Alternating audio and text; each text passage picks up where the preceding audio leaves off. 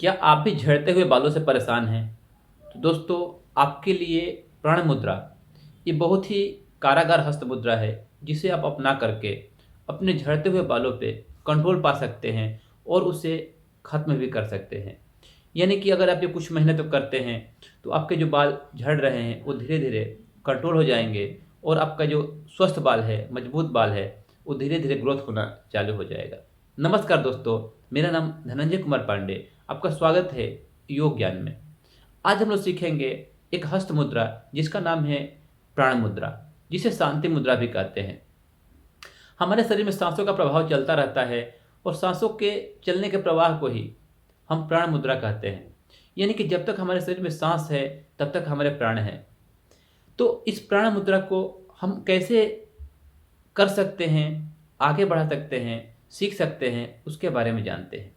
दोस्तों, हमारे हाथों में पंच तत्व होता है। इसे कहते हैं पृथ्वी तत्व, जल तत्व, अग्नि तत्व, वायु तत्व और ये है आकाश तत्व।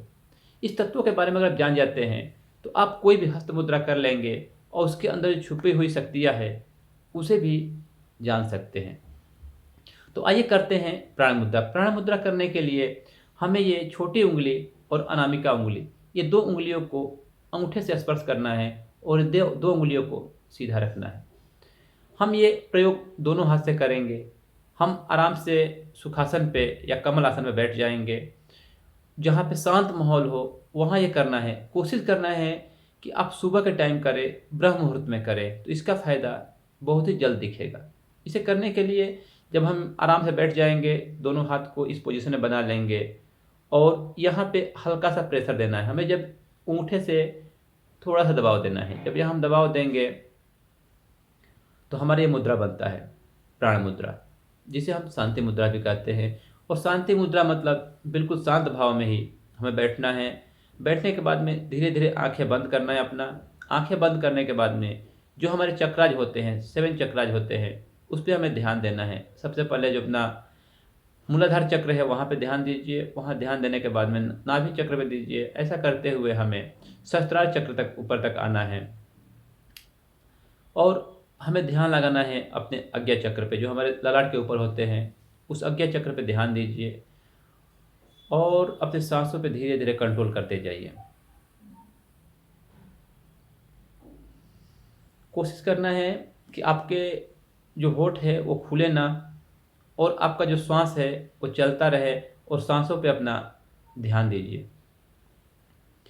इस पोजीशन को 20 से 25 मिनट तक रखना है और आप जितने समय तक रह सकते हैं, बैठ सकते हैं, उतना ही अच्छा रहेगा। तो हम जितने मन को शांत रखेंगे, ध्यान देंगे और इस पोजीशन में रहेंगे, यहाँ दबाव बना के रखेंगे, तो आप पाएंगे कि आपको 21 दिन से लेकर के 1 महीने के बीच में आपके जो बाल झड़ रहे थे, वो काफ़ी कंट्रोल हो जाएंगे और कम हो जाएंगे। दोस्तों, इस मुद्रा को आप लगातार करेंगे तो आप पाएंगे कि अभी जो बाल पहले झड़ रहे थे, वो धीरे धीरे कंट्रोल हो गया है। इसे करने से क्या फ़ायदा होता है? इसे करने से जो हमारे प्राणवायु होती है वो शुद्ध होती है, पाचन क्रिया सही होता है और जो हमारी श्वास प्रणाली है वो सही होती है, ठीक होती है। आँखों के जो प्राण प्रभाव बहते हैं, यानी कि जो हमारी दृष्टि होती है, उसमें भी सुधार बनता है और जो पेट में गैस, एसिडिटी की समस्या होती है, वो धीरे धीरे कंट्रोल होने लगता है। और आप पाएंगे कि जब हमारा पेट साफ रहता है, तो हमारे बाल भी कम झड़ेंगे और स्वस्थ रहेंगे। तो ये प्राण मुद्रा बहुत ही कारगर मुद्रा है अपने झड़ते हुए बालों को रोकने के लिए।